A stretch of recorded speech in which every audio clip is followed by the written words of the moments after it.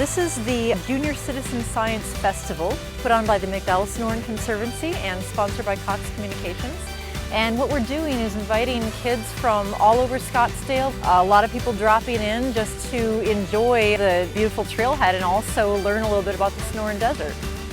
The McDowell Sonoran Conservancy is a nonprofit organization that works with the City of Scottsdale to help manage and maintain the McDowell Sonoran Preserve. Today what we have is a number of citizen scientists and McDowell Sonoran Conservancy volunteers who are out here sharing their love of the desert with kids.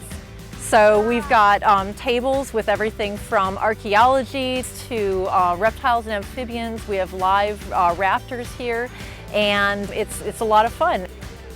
So the kids each have a field notebook, and that's something they're given when they get here.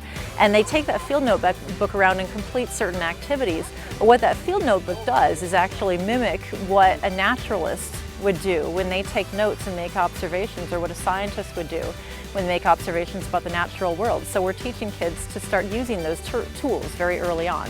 Well, we're part of the whole statewide effort to expand STEM education, really. And a lot of that is happening in the whole area of STEM education tends to be things that are indoors, in laboratories, in various venues like that. And so we thought it would be very nice to do something that was totally outdoors, totally oriented to children having a good time and understanding the outdoors better.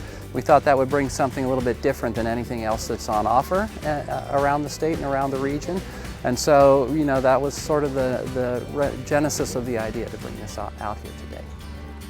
My favorite thing was birds in their nest, because you got to learn about like what kind of nest they have and like what bird lives in their nest. My favorite thing was probably the station where we got to learn about all the different frogs and like the snakes and how you get to pet the turtle. The scat one with the poop, because it was cool to see what was in the poop. My favorite thing was the birds because they had all unique different colors and they were beautiful, and I liked the way how they were rescued, what happened to them, their background.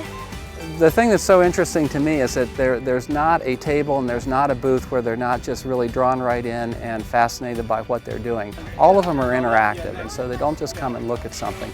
They come in, they have to do something, they have to measure things, they have to read things, they have to make some judgments, they have to write these answers down.